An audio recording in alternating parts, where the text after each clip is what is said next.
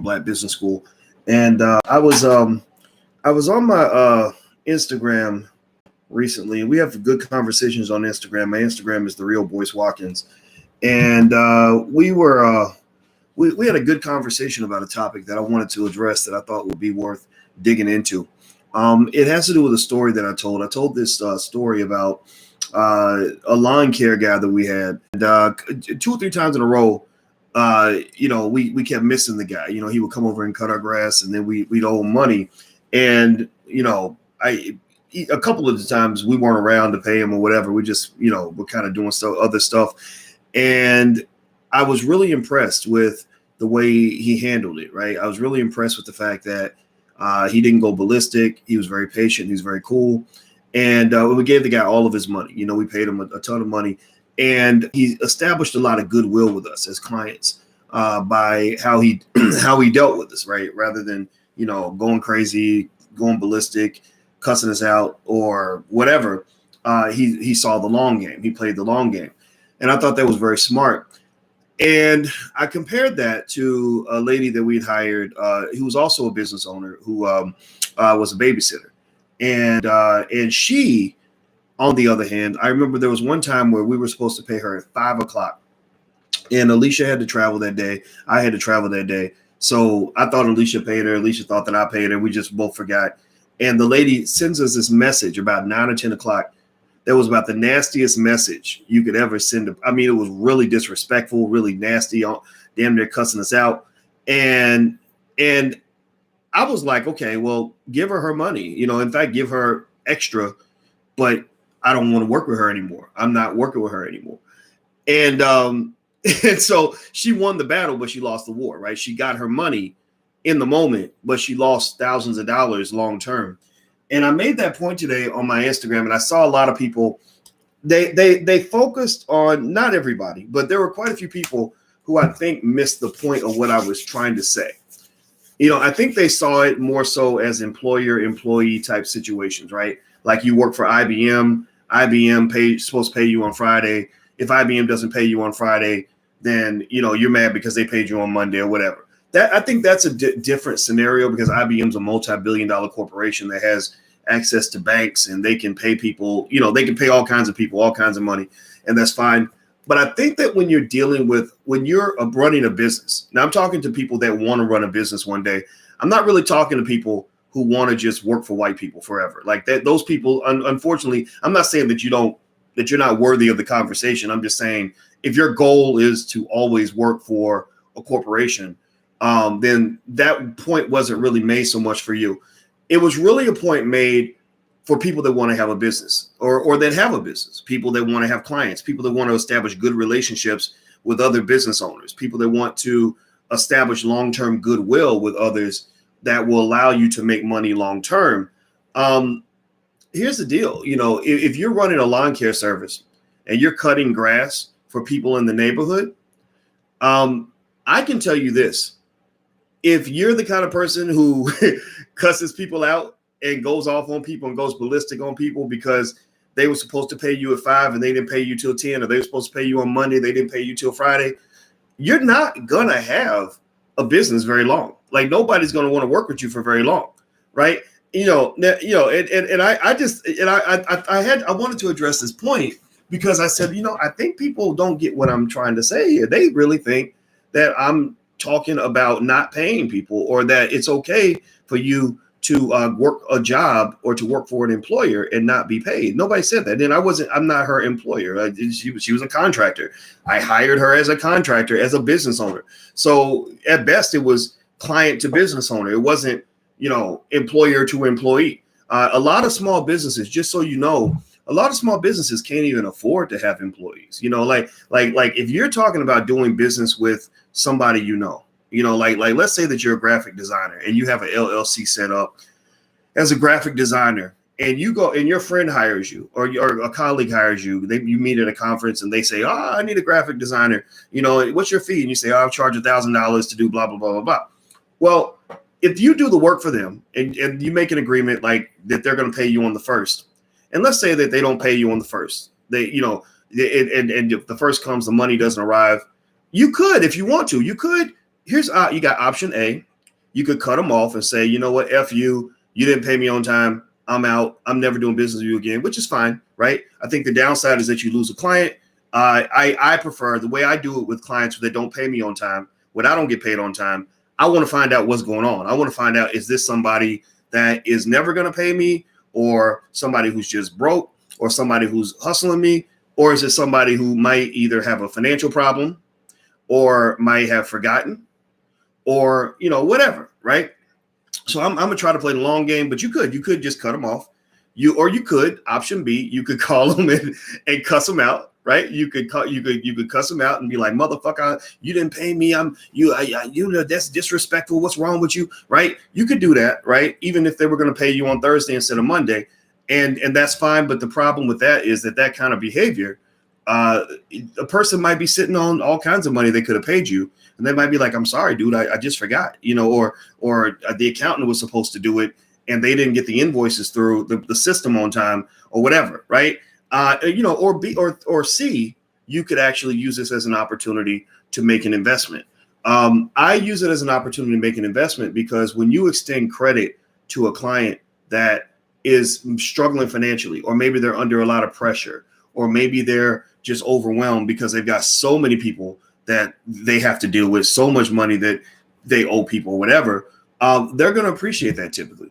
And I can just tell you, when, you know, in the very small percentage of time, believe me, I have paid more I have paid so many people, it's ridiculous. I mean, it's like I don't even like thinking about how much money we have to pay every month and stuff like that, you know, to a lot of contractors who do a lot of things for us. But here's the thing, sometimes systems break down. Sometimes you know, something was supposed to happen on Tuesday, it doesn't happen till Friday, and it's no fault of your own, or things just go wrong. And how you handle disappointments is very, very important for all relationships. You know, if you are easily triggered, like because you don't trust your client or you don't trust people, you're going to ruin relationships. That's how marriages get ruined, is that somebody disappoints you one time, and next thing you know, you're cussing them out, beating their ass, trying to, you know, threatening them, going crazy, going ballistic.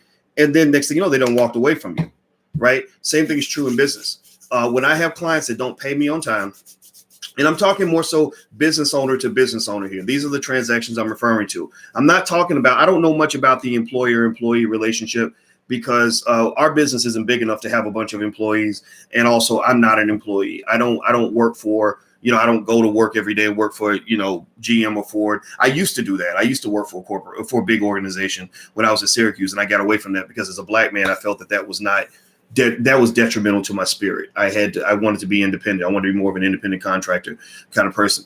You know, but when you talk about contractor to contractor, you know, relationship management is really important. And I'm going to tell you the truth. I think a lot of black businesses don't get off the ground because we have that whole, I'm going to cut you off, F you, you know, screw that MF, you know, kind of mindset. Like, we have people that literally love to cut people off. And every time you chop off a relationship, it's like chopping off a limb, right? You get mad, so you chop off your arm. You get mad again, so you chop off your leg. You get mad again, so you chop off your right foot, right? Then you get mad again, you chop off your right arm. And next thing you know, you ain't got no arms and you ain't got no legs. You ain't going nowhere. You can't lift nothing. You can't carry nothing. You can't do nothing because you have no limbs, because you cut off all your limbs. And, you know, and your relationships are your limbs, you know? And so, so I wanted to kind of address it because I talked about it on my Instagram. I told that story. And I think that because a lot of people think in that employer-employee mindset. They're thinking, if I go work for a corporation, they better pay me on time. They made it all about like paying people on time and not paying people. And I was like, the lady was supposed to get her money at 5 and she got it at 10. Like, is that real? I mean, I was like, wow, like this is fascinating that there are so many people who are triggered by that and not thinking about the long game. You see, you know, when I'm dealing with people that don't pay me on time, I'm always thinking, if you come to me and you tell me, like, let's say you owe me money, and let's say it's even a lot of money, and let's say you say, hey, you know, look, boys, I was going to pay you your money today. My money, you know, things happen, things aren't going right, you know, whatever. I need another week. in my mind, that's an opportunity to establish a relationship with you. That's an opportunity for me to let you know that I'm loyal to you. That's an opportunity for me to let you know that I'm one of your ride or die business partners. That's an opportunity for me to let you know that, look, I understand. I'm with you. I'm connected to you, right? Like Oprah. I think Oprah said it, and I don't like quoting Oprah, but she's smart in certain ways. You know, Oprah said that she said every human being wants to be understood, and if you come into a situation with a lack of compassion, a lack of understanding, then people are not going to want to mess with you. People aren't going to trust you. They're going to think that the minute things get a little bit weird, you're going to like flip out on them and abandon them like their daddy did or whatever. But if you say, look, I totally get it. I'm here, okay, you said Friday. Okay, fine. We can do it on Friday.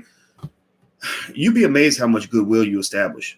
And like I was saying, I was dealing with two different contractors, right? This is business owner to business owner. This was not employer to employee, because I really had no obligation to give them any money at all. I could have just said, I don't want your service, or I'm going to go with somebody else, right?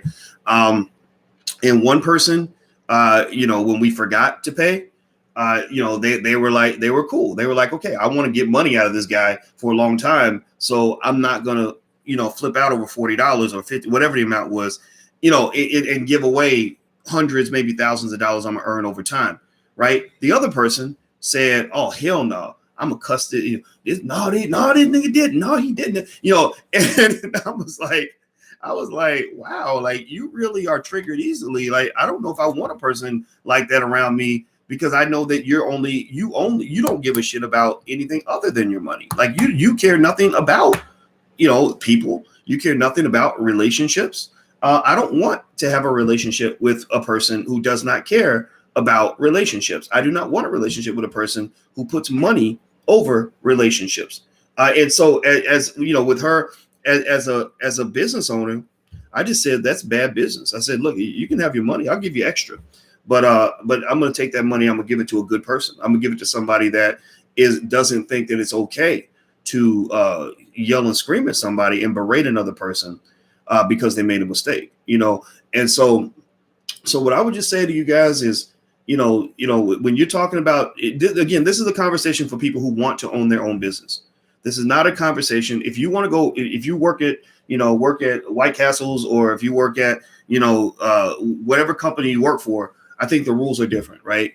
Corporations have a different standard, different expectations. I'm talking about if you have a small business and you're doing business with other small business owners.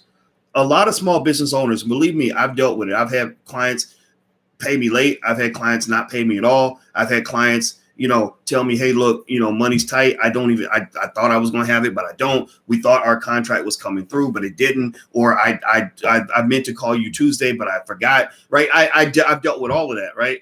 And what I have found is that being gracious goes a very long way.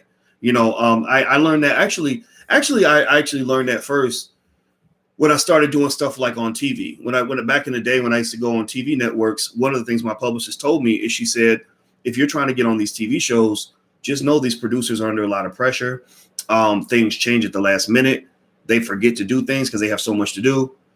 Be very patient. Be very patient. Don't get in there, get all demanding and become a diva and act a damn fool because things didn't go the way you wanted it to. And I remember, one particular time I was supposed to go on a network, and I had to go 2 hours away from my house. And it took a big chunk of my day. And I got there. It took all this time. They had to put on the makeup and all that and mic me up. And they mic'd me up and they said, okay, 2 minutes to go, 2 minutes till broadcast, Dr. Watkins. I said, okay. So within that 2 minutes, somebody comes in my ear and they said, by the way, they said, so we're sorry, Dr. Watkins, there was a breaking story, so we're going to have to cancel the segment. And I remember being so pissed. I was so mad. Because I was like, wait, you wasted all my time. They brought me all the way out here. They got to be doing all this stuff, and now they're telling me that it's not going to happen. And you know what I did? I said, okay, no problem. All right. Well, have a good day. Well, thank you for having me. I appreciate it. All right. I look forward to hearing from you soon. Right. And they really appreciated that. Like the producer was like, I'm really sorry about what happened. I apologize. I could have been like, nah, motherfucker, that was unprofessional. I'm not dealing with y'all no more. And you know what they would have done? They would have went to their little list of who they'd have on, and they would have been like, scratch, scratch, scratch, and they would scratch me off that list. Seriously. graciousness in terms of how you deal with people that disappoint you is such an important part of relationships that it's ridiculous. It doesn't mean that you let anything slide, right? Like, for example, when I think about clients that didn't pay me on time, there's a difference between somebody who doesn't pay me on time and it happens periodically. Even if it happens regularly, I can work through that. I can be patient with that. But if they just don't pay you at all, then that does become a different conversation. But even then, even if they don't pay you at all, it doesn't. Usually what I'll do is I'll say, I'm not going to deal with that person anymore. I'm not going to obsess myself with, with constantly like holding on to that, right? Because a part of business is sometimes you do stuff as a business owner and you just don't get paid. I can't tell you how many, probably tens of thousands of dollars I've lost. And I had to deal with somebody that's pretty famous. If I said the person's name now, you would know exactly who I'm talking about, where I gave that person a lot of money. I mean, a lot of money. And let's just say I didn't get that money back. And at that point, I had a choice. How am I going to deal with this? Am I just going to, go, ballistic and act a fool and yell and scream and cuss?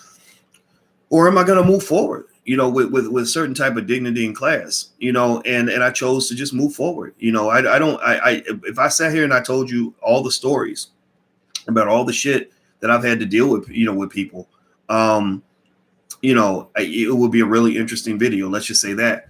But one of the things I've just learned is that sometimes you ain't gonna get what you want. Sometimes things ain't gonna work out the way you want them to. Sometimes the people you love are gonna disappoint you. Alicia disappoints me sometimes, and it's rare, if ever, that you're gonna see me do anything that's gonna jeopardize that relationship, right? And so what I will say is, people who don't think who disagree with that, I think if you see it as employer employee, like I put that post up. If you want to go watch the video, you can. It's on my Instagram. It's The Real Boyce Watkins, and the story was intended for people who want to be business owners. It wasn't a story intended for people who were thinking of this as an employer employee type situation, because neither one of those people were my employee. Neither one of those people, I was their client. And so the same way I serve clients, they were serving me as a client, but it's the same thing, right? And I can just tell you, if I serve, 100 clients, 20% of them are gonna have some issue why they couldn't pay you right away or pay on time. And in fact, actually, speaking on corporations, for example, my friend, she runs a foundation and she gets a lot of money from one of the major automobile manufacturers. And she said, not only do they tell you like, we're not going to pay you on the deadline, we have a net 60 or whatever. We expect 60 days of credit on every transaction, but then sometimes they don't even make the 60 days. And what they do is they just have something in the contract that says, if we pay after 60 days, we'll give you a certain amount of interest on the payment. And she said, you better not say nothing. Because if you do, you could go in there and you can cuss them out if you want to. You can get in there and hold, you can hold it down. What they call pull rank? Like you can go in there like, oh no, y'all didn't. Y'all motherfuckers, blah, blah, blah, blah, blah. You do all that. That's cool. You could do that.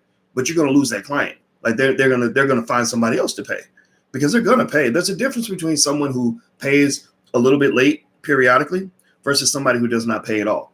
If I have a client who I know will pay, who I know who has money, but they're just busy, or maybe if for the moment their money's tight, I'm not going to throw away a client like that just because you were late on one payment. Like I might get that payment, but I'm going to lose the client. I might get the apple, but I'm going to lose the tree. So this was more of a conversation. It's more nuanced in the sense that the people that understand what I'm saying here, I think, are the people that want to be business owners. If you want to be a business owner and you're doing business with other business owners, that's no longer an employer-employee type situation. That's no longer one of those, when am I going to get paid? When am I going to get my paycheck type situations? Like that's not how a business owner even thinks. A business owner thinks, long-term, and they're trying to build assets. An employee, unfortunately is trained to kind of think in terms of like, I have one source of income and that is my job.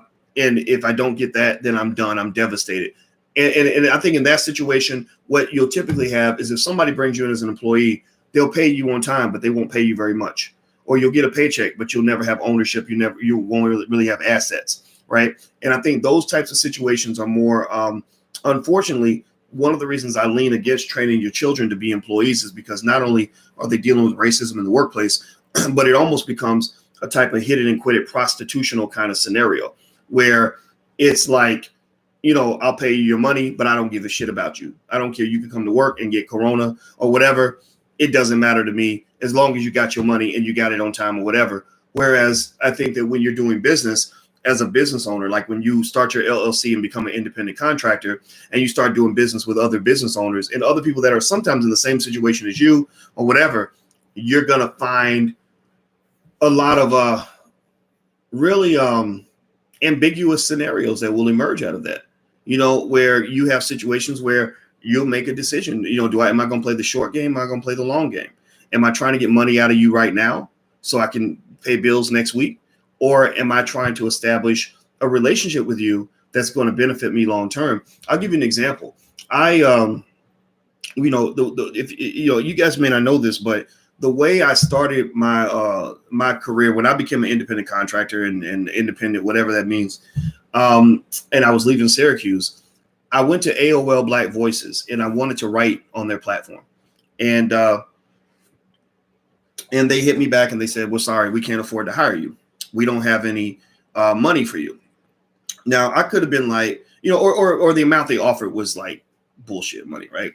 So I could have been like, oh, no, motherfucker, y'all ain't shit. How y'all gonna not pay me? You know how much I'm worth? I'm a professor, man. Y'all should have paid me. Why are y'all paying me, right? I could have did all of that, right? Which would have gotten me nothing, right?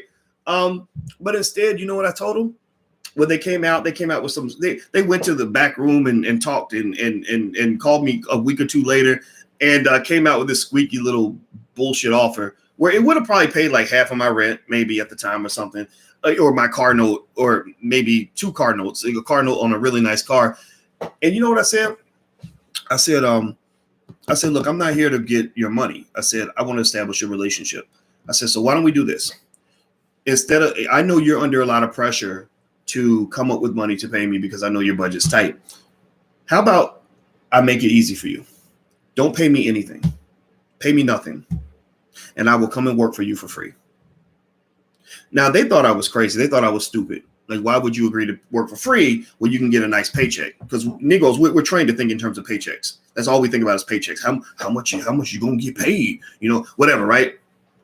I was like, no. And it wasn't like I was balling. It wasn't like I had a bunch of money sitting around. I just wanted to establish a long-term relationship.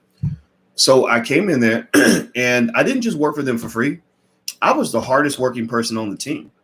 I would write articles for them, and I could have been like, you should pay me $20, $50 an article. Like, I'm Dr. Boyce Watkins. I should get $100 an article like they do at the Griot or whatever. I could have done all of that, right? But I wasn't trying to do that. I was trying to establish a relationship and build a brand that was going to give me opportunities for the next 20 or 30 years. And one thing I knew was AOL Black Voices at the time had the largest online platform in the country for African Americans. So not only was I willing to jump on that platform for free and do work for them for free, I would have paid money to be on that platform. Anybody that helps you elevate your career or elevate your brand or elevate your business, that's like gold. So I went in and I was a beast with it. I didn't write just 1 or 2 articles a week. I could have done the professor thing and been like, well, I'm a busy professor and y'all aren't paying me. Y'all motherfuckers ain't paying me. So, this is some BS, man. Y'all exploiting me. Y'all exploit me. That's that victim mindset. You exploiting me. Why y'all exploiting me? No, they weren't exploiting me. Maybe they were, but guess what?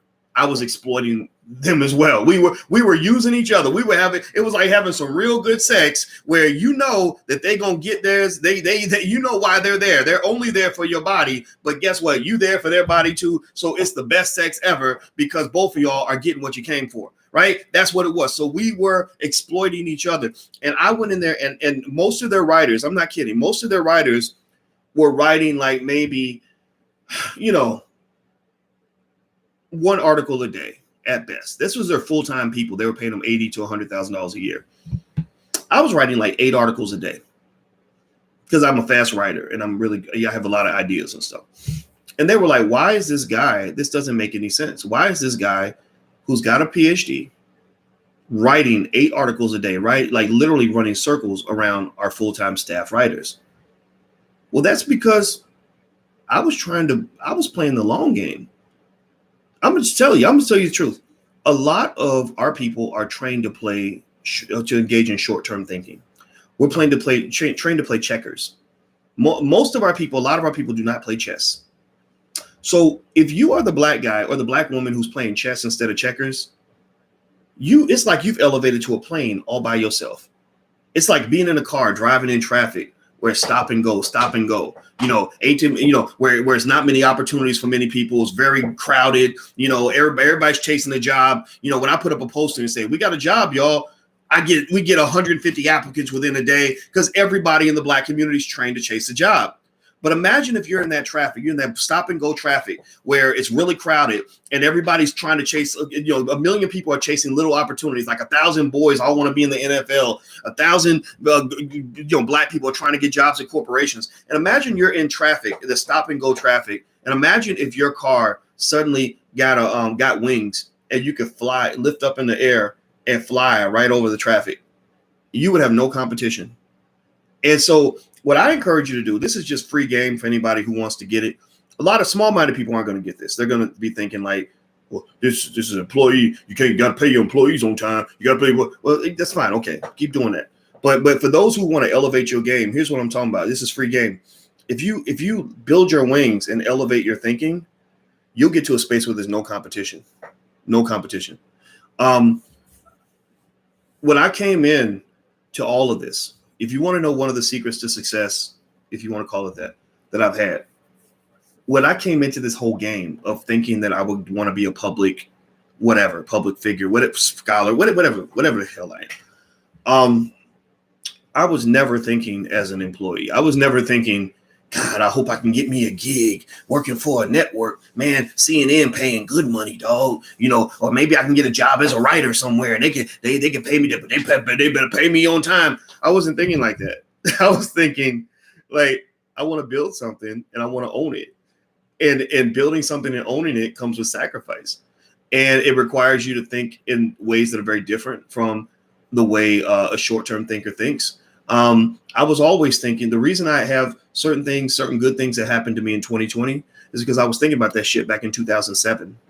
Seriously, I was processing this 13, 14 years ago, and what that meant was, because I did that, mathematicians call it dynamic optimization. Dynamic optimization is where you start your brain at the finish line and you work your way backward.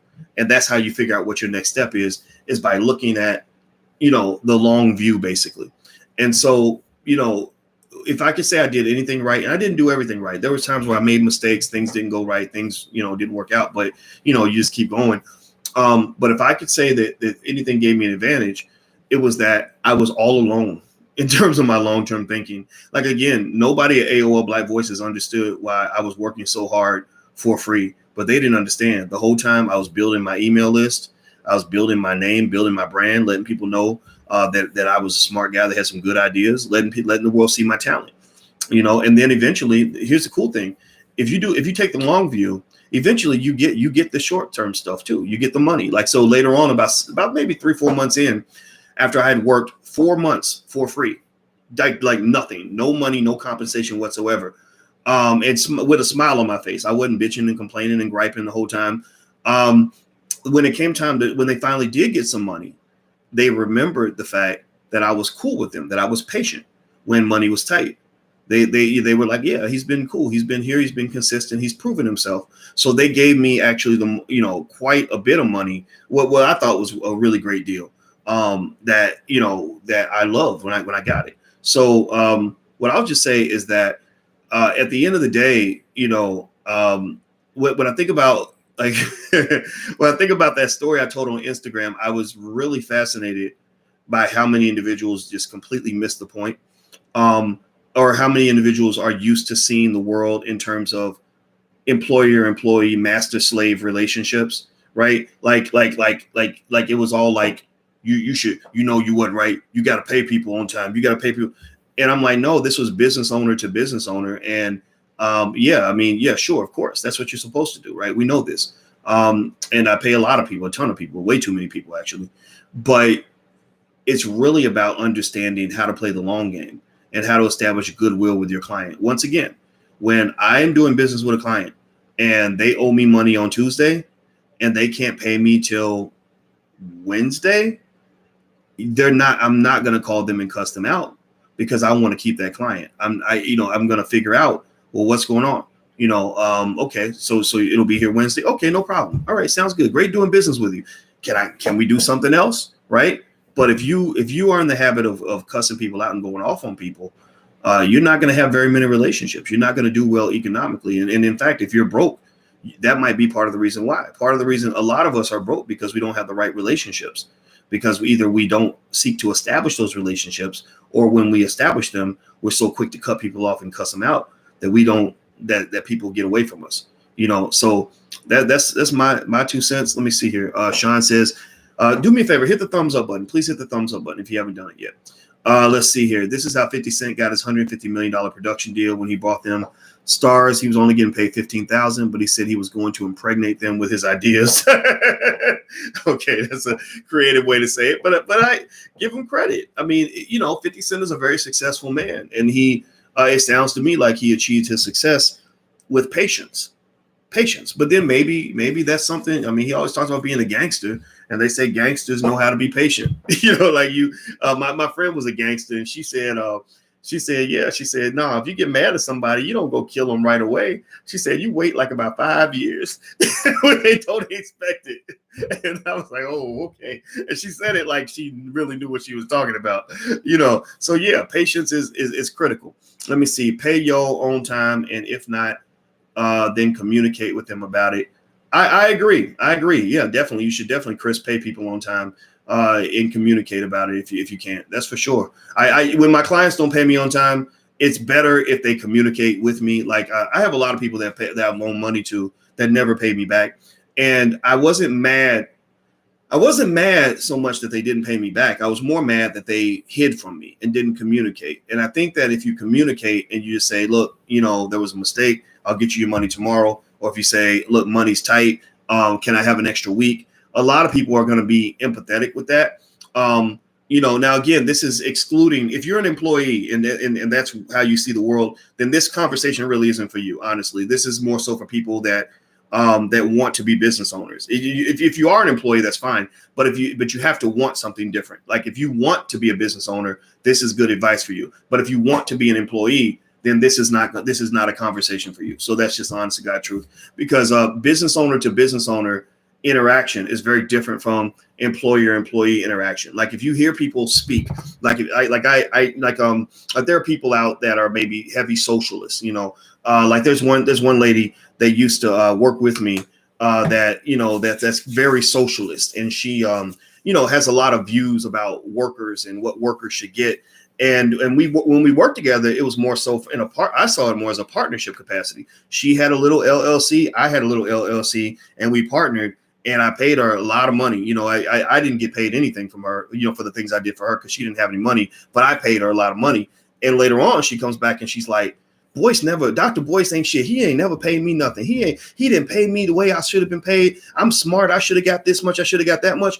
And I was sitting here like, but you never paid me anything. Like, what are you talking about? Like, we were friends who were in the struggle together. Like, I let you use my YouTube channel for free. Tariq Nasheed does not let anybody use his YouTube channel, from what I understand. Jay Morrison doesn't let people just go on his YouTube channel. I let you use my YouTube channel. Like that's $100,000 worth of free marketing. Like, what are you talking about? And what I figured out when I thought about it is I said, oh, I get it.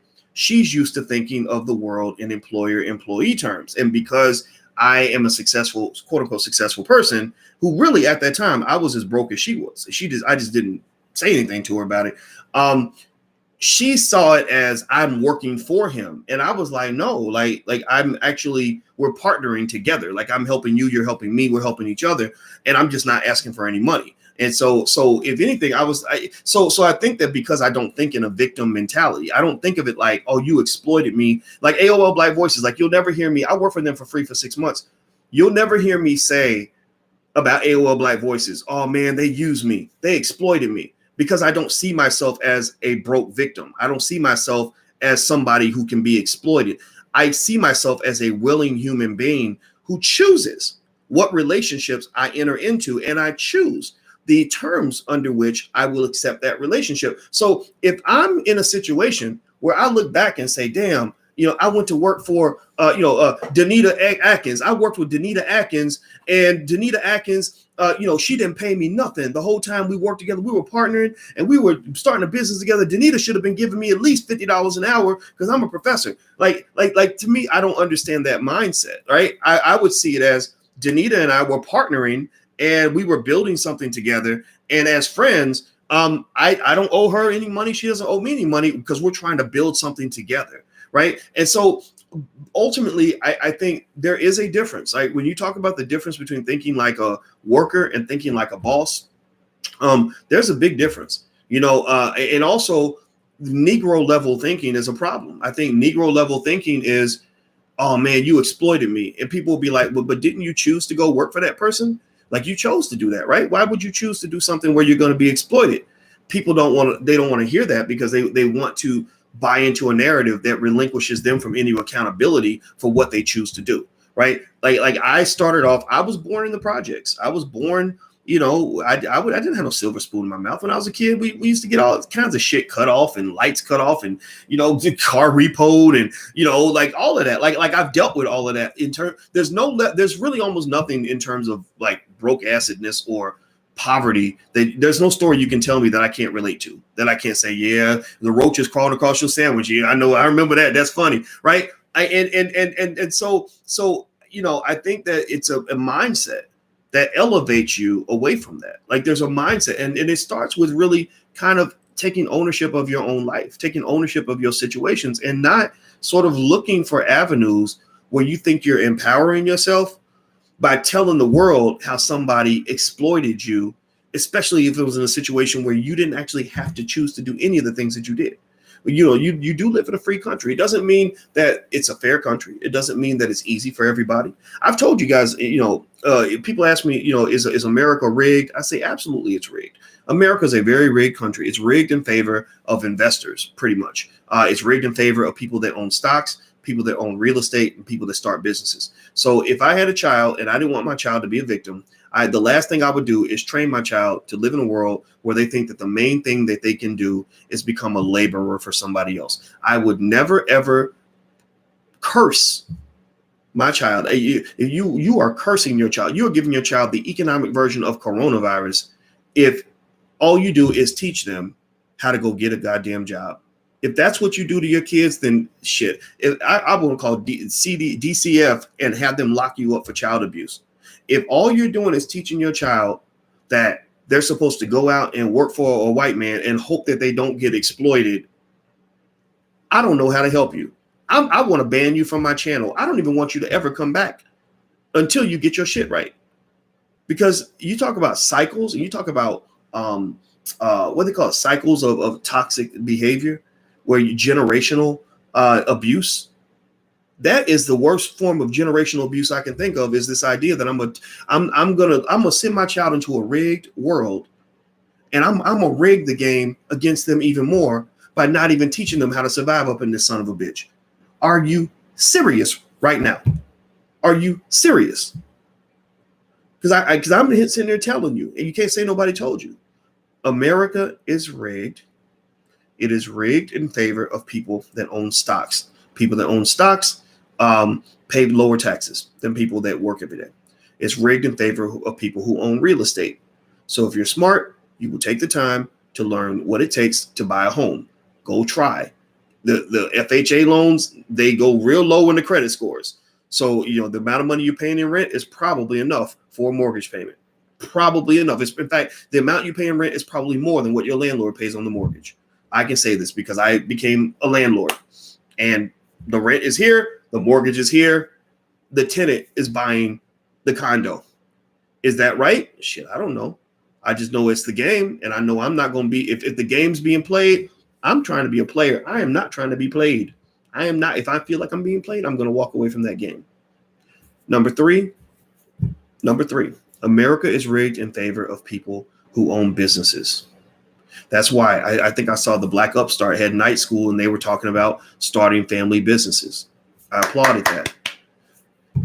You get that little LLC, the tax write-offs are unbelievable. Can I get a witness? Anybody here have an LLC and is excited about all the shit you get to write off that you could never write off if you were just an employee? How many of you in here have an LLC or have seen somebody talk about how many tax write-offs you get by making your money through capital gains or profit loss statements as opposed to a paycheck? Seriously. So I'm just telling you, I'm just here to, I'm here to give you the game by telling you that the game is rigged and telling you like how to not send your children into a rigged game where they're basically going to get exploited. I'm not going to send you out here to be a victim where you can just pray to white Jesus that nobody ever takes advantage of you. Like that's not a defense strategy. That's not a winning strategy at all. So anyway, to sum it up and go full circle, and please hit the thumbs up button and subscribe to the Black Financial Channel. I like coming in here, kind of fleshing things out. I had this conversation because I've told that story on Instagram about two different people I did business with. Two different people. These were not employees. These were people that offered me a service, and I was going to pay them. I did pay them both. They both got their money, but they had two different approaches. One of them, she got her money 3 hours late. She calls or she texts us the most disrespectful message we've ever heard. We're never doing business with her again. She got her money, but we're never doing business with her again. The other person was patient. They were understanding. As a result of their being understanding, we are going to do all kinds of business with this guy because we're like, great, he understands us. He gets us. We get him. That's going to be our guy. And the reason I felt the need to address it today on the podcast is because I saw a lot of people coming at that whole scenario with an employer-employee mindset. And I reiterate to you that I'm not their employer. I was their client. And I can just tell you, I respected the way the guy handled me as a client because that's the way I handle my clients. So this was a conversation for anybody who either is a business owner or plans to be one. If you plan to be a business owner and you plan to have clients, I really implore you to understand the importance of playing the long game, the importance of nurturing and maintaining relationships, the importance of maintaining professionalism, the importance of knowing that sometimes things aren't going to work out the way you want and you can't be triggered and just go off on people. The importance of knowing how to establish goodwill with clients and also the importance of seeing every situation as an opportunity. When I have a client that is supposed to pay me on Monday and they can't pay me till Wednesday, I'm not going to call them and cuss them out. I'm going to say, that's awesome. No problem. In fact, do you need till Friday? How about you pay us on Friday? I know things are tough for you. I know you're really busy. I know you got a lot on your plate. How about you pay us on Friday? I will gain far more from that level of understanding than I will gain from cussing them out and cutting them off and telling them to go F himself. Like that's just not how good business is done. So take that for what you want. And there will be comments, I'm sure. I'm sure there are going to be people who still don't get it. And that's fine. I mean, that's the employer-employee conversation. I told you guys, this is not an employer-employee discussion. So if you are an employee and that's all and you never want to do anything other than that, I respect that. But this was not a conversation for you. If we want to have a conversation about how to be a better employee, I'm not your guy. I'm not good at teaching you how to be a better employee because I'm not good at teaching you how to go work for people. I'm not good at teaching you how to go to a job every day and not be exploited. I'm not that guy. You can talk to Al Sharpton or somebody like that. I'm the guy that teaches you how to avoid the exploitation, how to elevate your game, and how to do it in a way where you're partnering with other Black people in a way that's going to be productive and a win-win for everybody. So are we on the same page? Give me a yes or no in the chat. Give me a yes in the chat if you get what I'm saying. Like I'm repeating it and I'm repeating it slowly so that it's 100% crystal clear what I'm saying and who I'm saying it to. Some of these conversations are not for everybody. And if you want to go in and check in on the video and you want to see the comments and see what I'm talking about and really notice the divergence in mindset, feel free to go to my Instagram. It's on the Real Boyce Watkins. That's my Instagram. And I put the video up and I was really fascinated by how many people saw that as an employer-employee scenario when it wasn't an employer-employee scenario. It was a client to customer scenario. And if you have a customer, you cannot holler at your customers like you would holler at you're at a corporation if they didn't give you your check on time. Like those are two different scenarios. So treat your customers well, be understanding with your customers, love your customers, support your customers, and your customers will come back and support you. In one case, the guy was very supportive of his customer. In the second case, the other person was not supportive of her customer. She gets dropped. I don't know, maybe she had other things she could do, but she got dropped. So that's what it is. All right, guys. So anyway, thank you for listening. I hope you guys have a great day. If you want to learn to buy your first share of stock, feel free to go to firstshareofstock.com. It's totally free. There's a free training there on how to buy your first share of stock. So I hope you guys will become investors. I'll chime in a little bit later after I check in and see what the market's doing today. I'll give you some analysis on that. Make sure you subscribe, theblackfinancialchannel.com. That's the platform. So have a good day, guys, and I'll see you soon. Take care. Bye-bye. Peace.